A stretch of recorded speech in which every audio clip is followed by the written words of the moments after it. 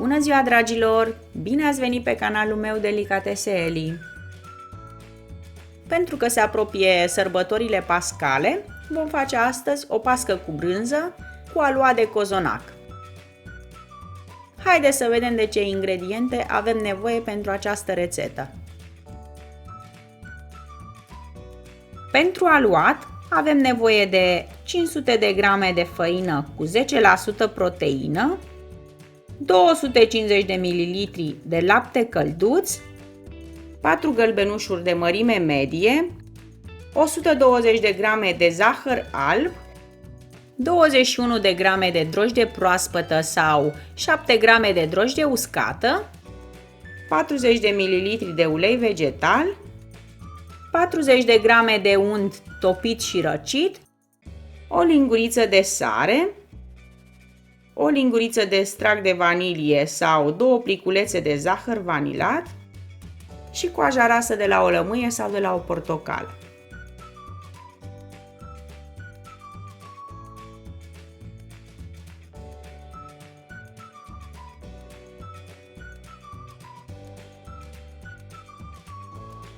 Pentru umplutură avem nevoie de 600 de grame de brânză proaspătă de vaci, scursă foarte bine de zer, 60 de grame de zahăr alb, 100 de grame de stafide hidratate în esență de rom, 2 ouă de mărime medie, coaja rasă de la o lămâie, o linguriță de extract de vanilie sau 2 pliculețe de zahăr vanilat, puțină sare, o linguriță de esență de rom pentru a hidrata stafidele și opțional o lingură de griș. Pentru a unge pasca avem nevoie de un ou plus 2 lingurițe de lapte. Pentru a da luciul la pască avem nevoie de o linguriță de zahăr și 2 linguri de apă.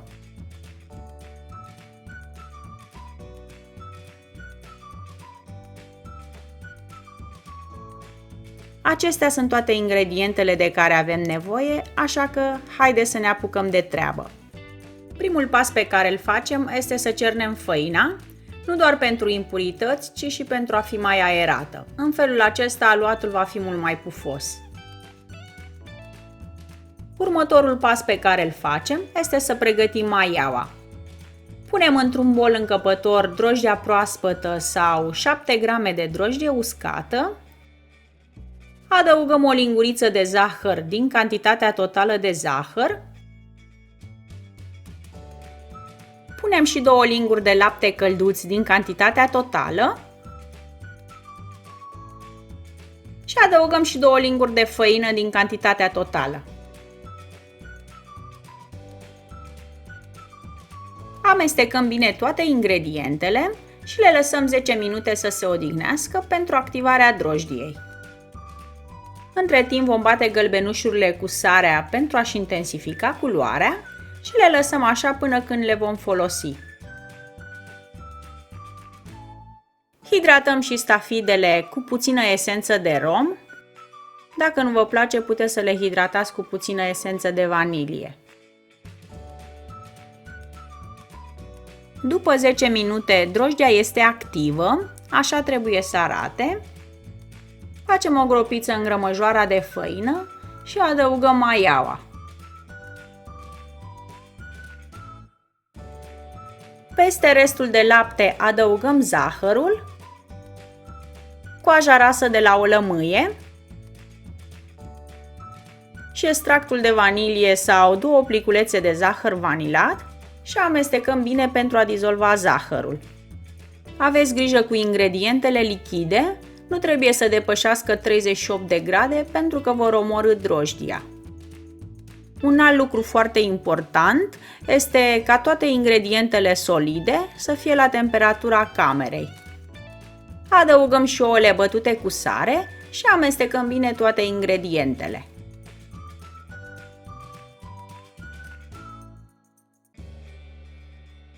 După ce am amestecat toate ingredientele, începem să frământăm. Dacă aluatul este foarte lipicios, mai adăugăm puțină făină. Eu am adăugat în plus 50 de grame de făină. Cantitatea de făină, după cum v-am mai spus, diferă în funcție de cât este de uscată și de marca pe care o folosim. Ungem masa de lucru cu puțin ulei și transferăm aluatul pe ea pentru a-l frământa mai bine.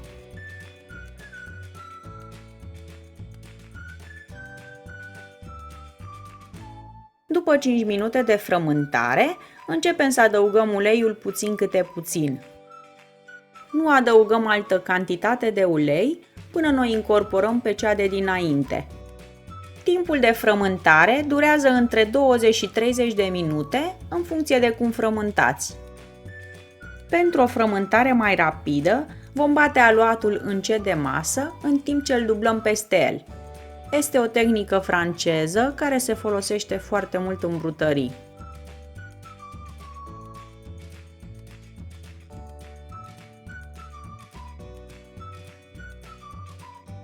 După 20 de minute de frământare, aluatul este elastic și nelipicios. Ungem un bol cu ulei și transferăm aluatul în el. Acoperim bolul cu folie de plastic și lăsăm aluatul să crească până își va dubla volumul, aproximativ o oră. Între timp, vom pregăti umplutura. Punem într-un bol încăpător brânza proaspătă de vaci scursă foarte bine de zer, adăugăm ouăle, zahărul alb, coaja rasă de lămâie,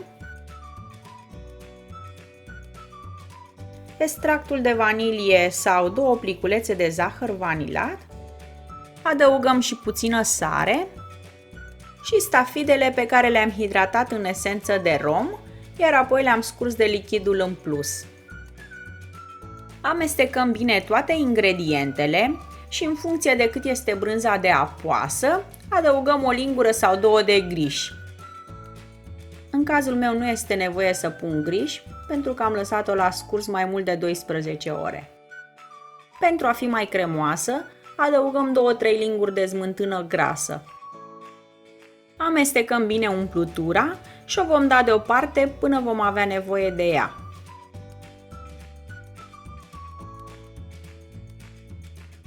După aproximativ o oră, aluatul și-a dublat volumul. Ungem masa de lucru cu puțin ulei și trecem la împărțirea aluatului. –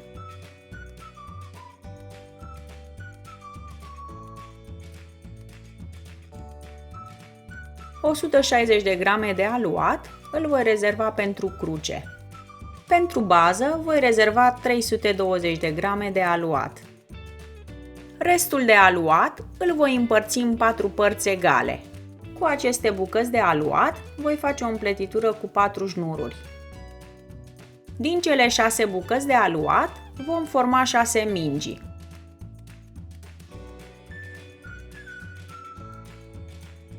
Acoperim mingiuțele cu folie de plastic și le lăsăm 5 minute să se odihnească. După 5 minute, aluatul s-a relaxat și putem să lucrăm cu el mult mai ușor. Voi întinde baza plăcintei într-un cerc cu diametru de 28 de centimetri.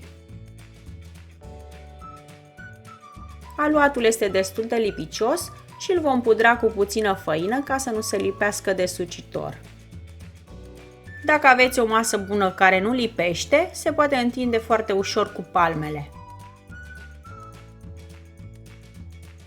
După ce am întins aluatul, îl pudrăm cu puțină făină și îl transferăm cu ajutorul sucitorului într-o tavă tapetată cu hârtie de copt. Tava pe care o folosesc are diametru de 28 de centimetri.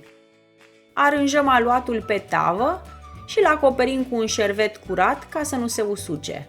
Ungem masa de lucru cu puțin ulei și formăm împletitura de 4 șnururi din cele 4 mingiuțe rezervate.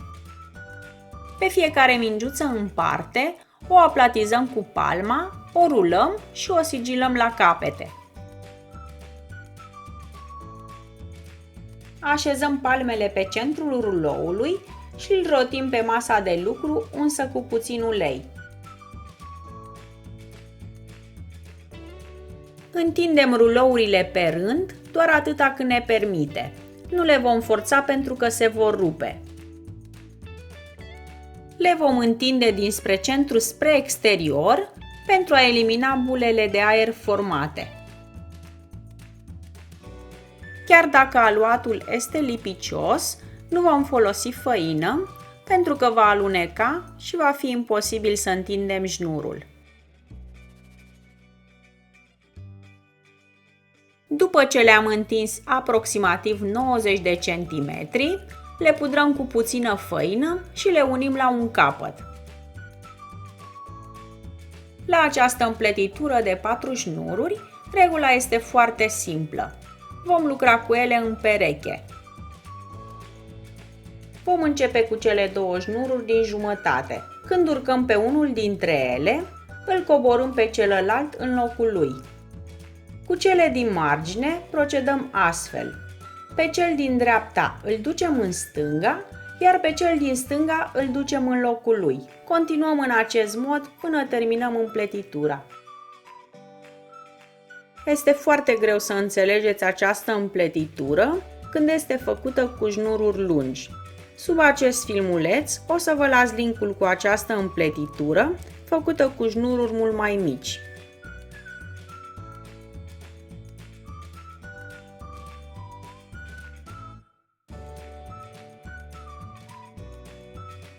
După ce am terminat împletitura, îi tăiem capetele și o așezăm pe marginea tăvii.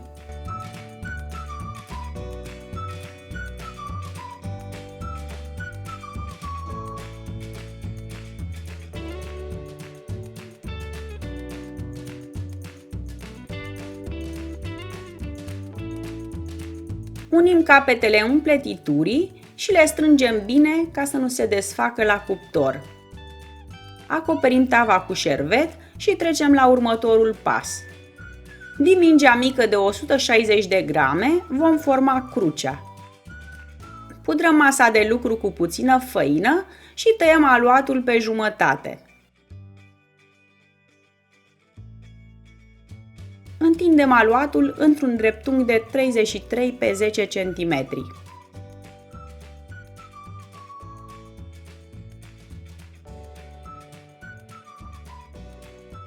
Ungem aluatul cu puțin întopit, în felul acesta șnurul nu se va mai desface.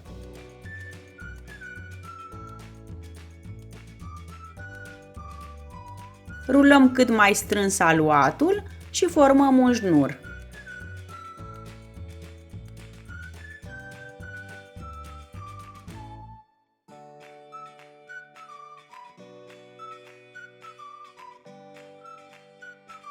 Întindem și cea de-a doua bucată de aluat în același mod. Pudrăm aluatul pe ambele părți cu puțină făină. Tăiem aluatul cu ajutorul unei raclete de plastic sau cu o rolă de tăiat pizza.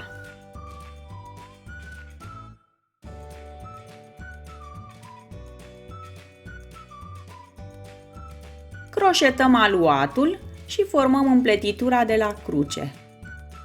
Dacă vi se pare greu de realizat, vă las sub acest filmuleț linkul cu o altă pască care are un model foarte frumos de cruce.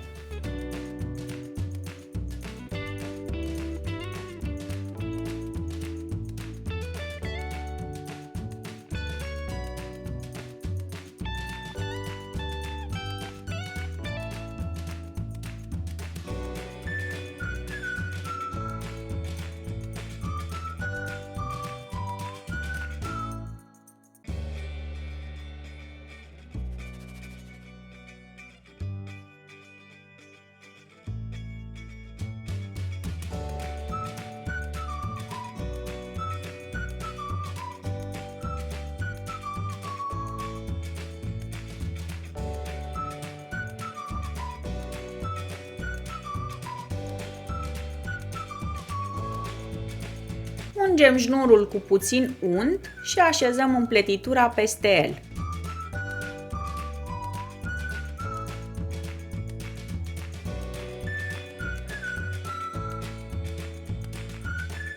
Cu ajutorul unei role, tăiem mărginile care sunt în plus.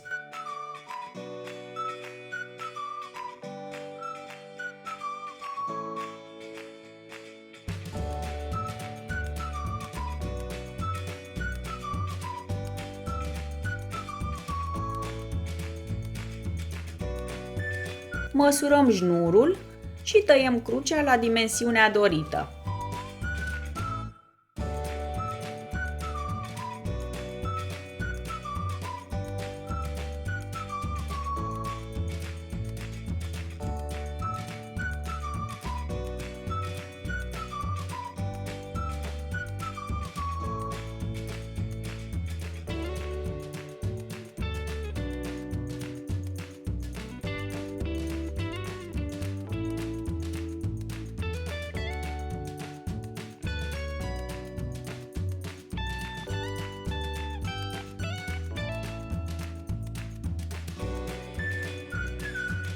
Pudrăm baza plăcintei cu o lingură de griș și punem umplutura la pască.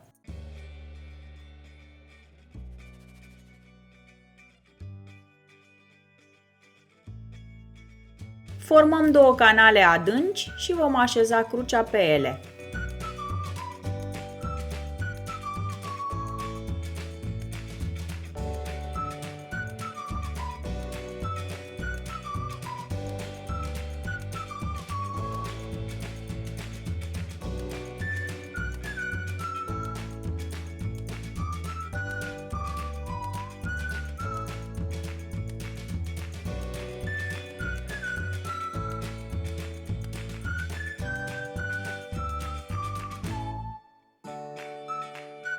Din aluatul rămas voi forma câteva floricele cu care voi decora pasca.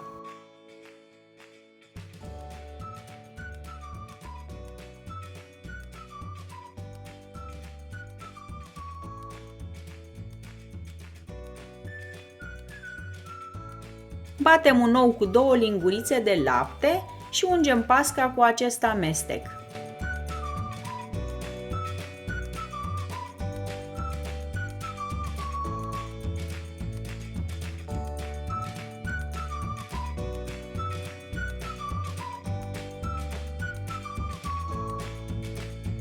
Ungem și umplutura cu ou și decorăm cu floricelele făcute.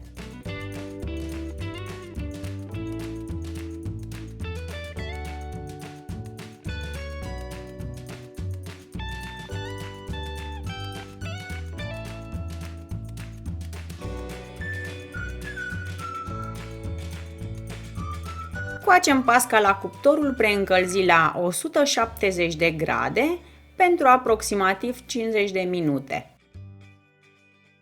Între timp, eu voi pregăti câteva floricele dintr-un aluat special. Dacă doriți rețeta pentru aceste floricele, o să vă las linkul jos sub acest filmuleț. După aproximativ 40 de minute, voi scoate pasca de la cuptor și o voi decora cu floricelele pregătite. Ungem florile cu albuși de ou pentru a le putea lipi pe pască. Dacă pasca este închisă la culoare, o acoperim deasupra cu folie de aluminiu. Băgăm pasca la cuptor pentru încă 15 minute sau până când va trece proba scobitorii. După încă 10 minute la cuptor, pasca este coaptă, s-a rumenit foarte frumos. În total a fost nevoie să stea la cuptor de 50 de minute. Facem un sirop dintr-o linguriță de zahăr și 2 linguri de apă și ungem pasca cu el. Acoperim pasca cu un șervet curat și o lăsăm așa 15 minute. Punem pasca pe un grătar și o lăsăm să se răcească complet. Haideți să o tăiem ca să vedem cum arată și în interior.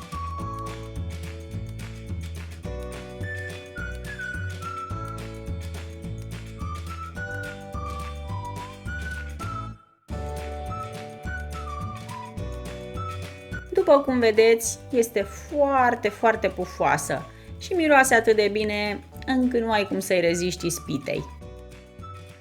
Dragii mei, aceasta a fost rețeta mea de astăzi. Sper că v-a plăcut și sper să o încercați și dumneavoastră. Dacă vă plac rețetele mele, nu uitați să vă abonați la canalul meu, este gratis, și să activați clopoțelul pentru a nu pierde niciuna dintre rețetele mele. Vă mulțumesc că ați fost și astăzi alături de mine, vă doresc multă sănătate și să aveți parte de sărbători binecuvântate alături de cei dragi.